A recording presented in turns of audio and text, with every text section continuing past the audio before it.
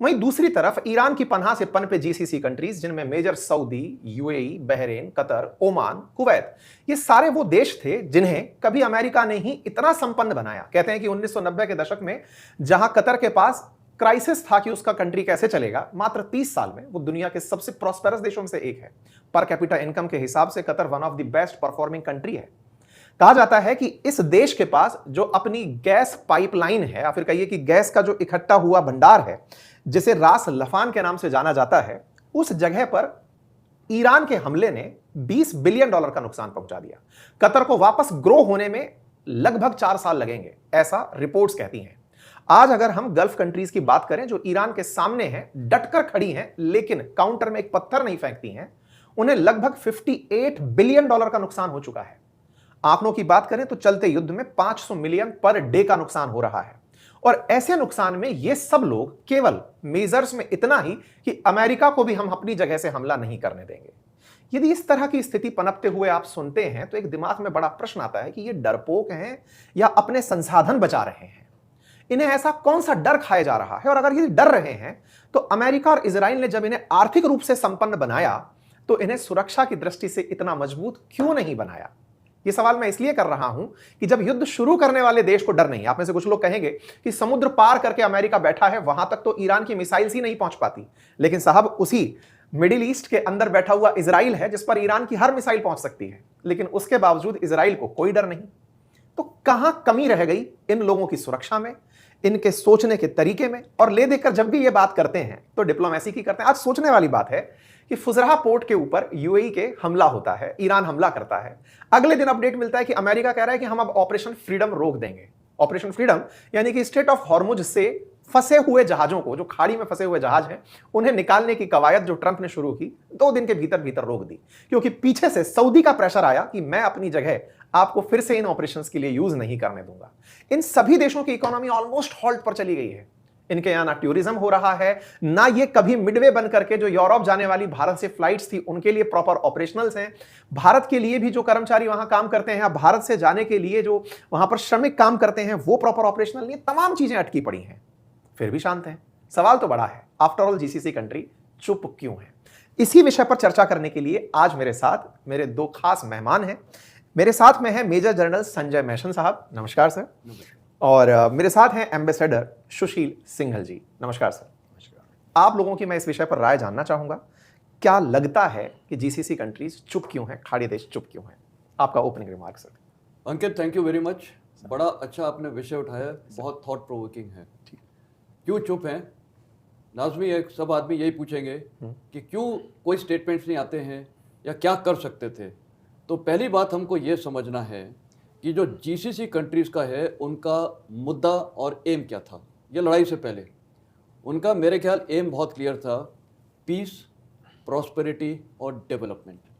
और इसीलिए आज ये जीसीसी कंट्रीज़ में आप देखिए सबसे ज़्यादा मेरे ख्याल भारतीय हैं, 90 लाख भारतीय तो इसी जीसीसी कंट्रीज़ में, और उसमें सबसे ज़्यादा हैं यूएई में। और वहाँ जितने भी भारतीय जाते हैं, हम खुद गए हैं, आप भी गए होंगे, वहाँ एक बहुत अच्छा माहौल है। कोई टेररिज्म की बात नहीं होती है, कोई धर्म की बात नहीं होती है, कोई किसी के बारे में बात नहीं करता। और जो रेडिकलिज्म है, जैसे पाकिस्तान कोशिश करता है ये रेडिकलिज्म लाने की, तो उनको वहाँ से वो डिपोर्ट कर देते हैं। और कोई भी वहाँ कोई गंदा प्रचार किसी भी प्रकार का करे, उसको डिपोर्ट कर देते हैं। तो इसका कारण क्या है? कारण ये है कि देखिए, एक है आपकी पीस, प्रॉस्पेरिटी, डेवलपमेंट पे उन्होंने फोकस किया है। और इसी के विषय में मैं एक और चीज मैं इसमें काउंटर करना चाहूंगा। बिल्कुल, आपके अगर कोई देश पीस प्रॉस्पेरिटी की तरफ बढ़ रहा है तो 45,000 अमेरिकी सैनिक इन देशों में कर क्या रहे हैं? एक तरफ आप पीस की बात करते हैं, दूसरी तरफ आप अमेरिकी सैनिकों को बेस देकर बैठते हैं, तो फिर वो कर क्या रहे हैं? नहीं, बिल्कुल। देखिए, अभी आपको उनकी वल्नरेबिलिटी देखनी पड़ेगी। हम अभी बैठे बैठे बात कर रही थी, ज्योग्राफिकल लोकेशन एक बहुत बड़ी चीज होती है। हिस्टोरिकली पर्शियंस एंड अरब्स का एक कॉन्फ्लिक्ट रहा है, सुप्रीमेसी के लिए कौन वहां पर सुप्रीम रहेगा, और regional influence in West Asia. दूसरा, ज्योग्राफिकली ईरान के पास आज सबसे बड़ा फायदा यह है कि उनकी जो कोस्ट लाइन है almost 1800 kilometres along the straight of Hormuz, उसको वो पहाड़ी इलाके हैं, तो टोटल डोमिनेशन है, मैं बोलूँगा फायर एंड ऑब्जर्वेशन से, तो बहुत एडवांटेज है। इस तरफ आप देखिए रेगिस्तान है, जो आपका अरेबियन पेनिनसुला है, पूरा रेगिस्तान का इलाका है, बाय एंड लार्ज उसको डेवलप किया है। तो उन्होंने जो ये उनकी वल्नरेबिलिटी ये है, एक तो पर्शियन एम्पायर का जो ओल्ड इम्पैक्ट है, एंड उनको ये भी पता है कि ईरान किस प्रकार डेवलप कर रहा है in terms of military power. आप जब वनरेबल होने की बात करते हैं, मैं बीच में आपको फिर रोकूंगा।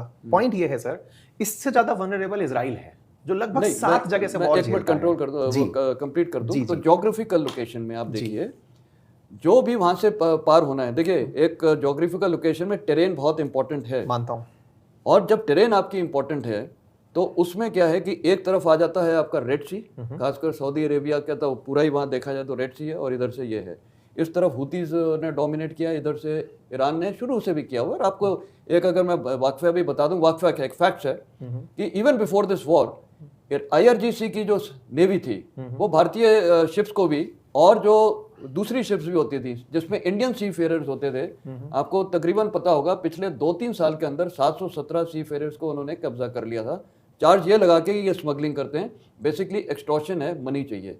और जब ये जनवरी तक इस साल हमारे 6 सेलर्स सी फेयरर्स वहाँ उनकी कस्टडी में थे छाबर पोर्ट में, छाबर में। अच्छा, बिना कहा उन्होंने हाँ, एक वो तो लगा ये चल रहा था। तो ये हर कंट्रीज के साथ करते थे। तो अब क्या है कि आपको फ्री शिपिंग चाहिए, गल्फ कंट्रीज को भी फ्री शिपिंग चाहिए।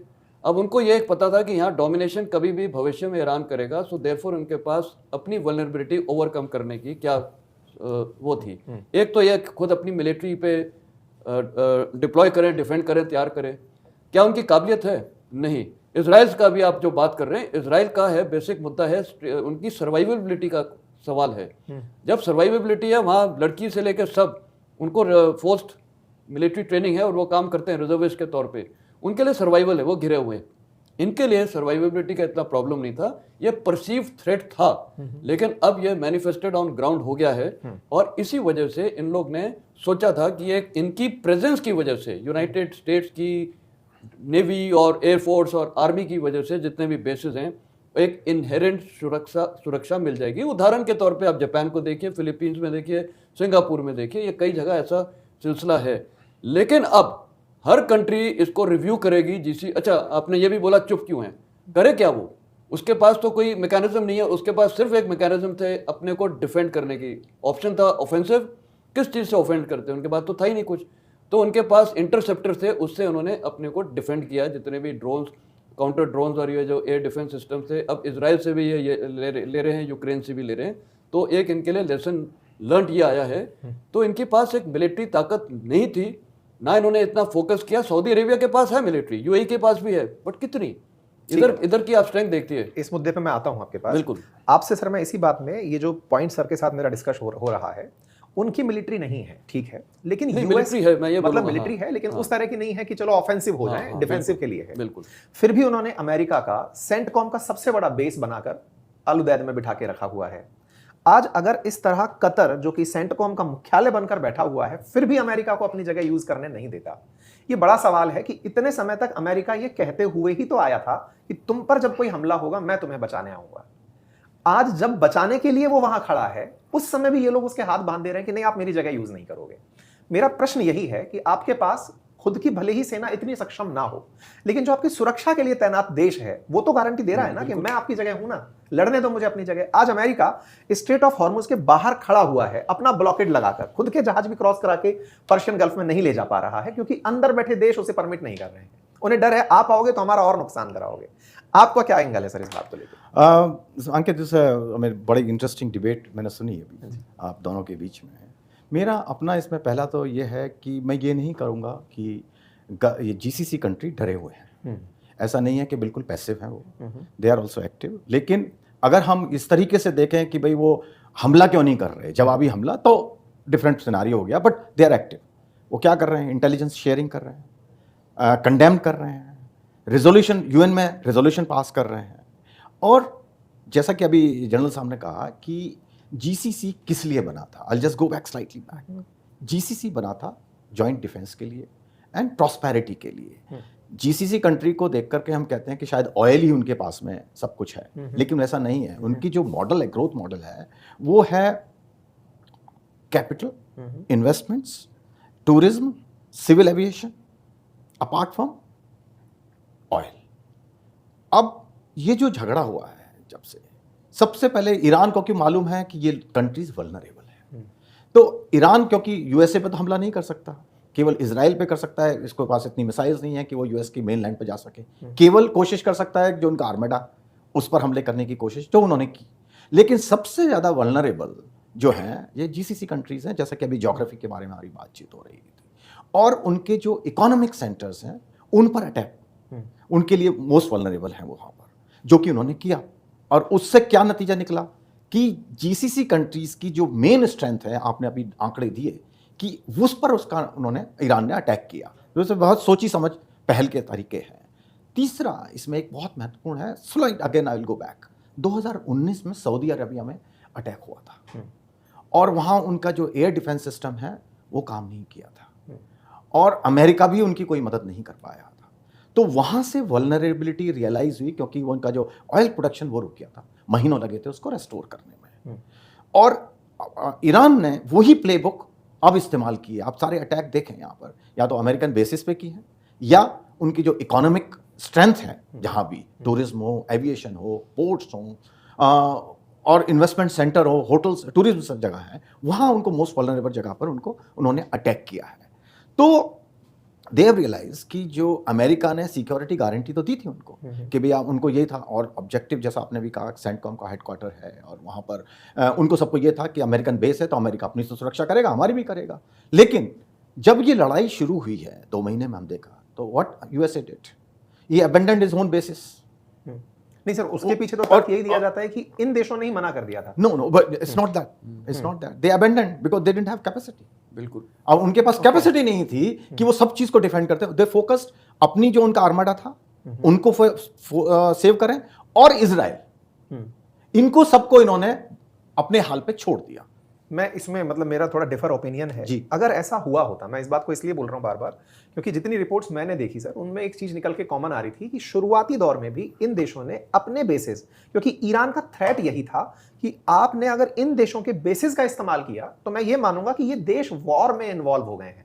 अब तक मैं अमेरिकी ठिकाने जो जीसीसी कंट्रीज में हैं, फिर चाहे अमेजन का मुख्यालय हो, माइक्रोसॉफ्ट का हो, गूगल का हो, हम उनको निशाना बना रहे हैं, अमेरिकी दूतावास को निशाना बना रहे हैं, कॉन्सुलेट को निशाना बना रहे हैं। लेकिन अगर ये लोग अपनी जगह इस्तेमाल करने दिए तो हम पूरे देश को निशाना बनाएंगे। और कहते हैं कि इसी कारण से ये देश डायरेक्ट इन्वॉल्व भी नहीं हुए थे। ऐसे में बड़ा प्रश्न ये है कि जब आप किसी देश को परमिट ही नहीं कर रहे हो कि आप मेरी जगह का इस्तेमाल करो, तो फिर अमेरिका कैसे हेल्प करेगा सर? देखिए, यही मैं बात कर रहा हूँ कि मैं थोड़ा सा यहाँ डिफर करता हूँ कि शुरू में स्टेटमेंट आए थे कि हम अब परमिट नहीं करेंगे, but in practice they allowed. America ने उनके अगर वो अलाउ नहीं करते तो वहाँ से लॉन्च कैसे कर पाते? इजराइल कैसे लॉन्च करता अटैक्स? इजराइल और ईरान तो साथ साथ है नहीं, देयर इज अ गैप। तो अल्टीमेटली उनका एयर स्पेस क्रॉस किया और वहाँ जो इनके बेस थे वहाँ से भी अटैक हुए। ऐसा तो नहीं है, इसे रिकॉर्डेड है कि वहाँ से उनके बेसिस से अटैक लॉन्च हुए ईरान के ऊपर। तो ये कहना कि जो है इन जीसीसी देशों ने अलाउ नहीं किया, अमेरिका के हाथ बांध दिए, I have slightly different take on that. लेकिन मेरा पॉइंट अगेन मैं कम बैक कि जो है अमेरिका में कैपेबिलिटी नहीं थी इतनी कि वो सबको डिफेंड कर सके इतना, क्योंकि हम ऑलरेडी मालूम है ऑलरेडी वहाँ पे जो एयर डिफेंस सिस्टम का क्राइसिस पैदा हो चुका है। क्योंकि बड़े जिस तरीके से ईरान ने स्ट्रेटेजी ली कि उन्होंने लो कॉस्ट ड्रोन का इस्तेमाल किया और उनको high cost missile interceptor use करने पड़े अमेरिका को। जबकि यहाँ पे एक और बताऊं मैं, यूक्रेन ने इसकी टेक्नोलॉजी मास्टर की हुई है और लास्ट अगस्त में जब जेलेंस्की वहाँ गए थे, प्रेसिडेंट ट्रंप को उसने ऑफर दिया था कि हम आपको ट्रेन कर सकते हैं, लेकिन वहाँ जो लॉबी बहुत स्ट्रांग है, आर्म लॉबी जैसा कि हम जानते हैं, दे डिडंट एग्री।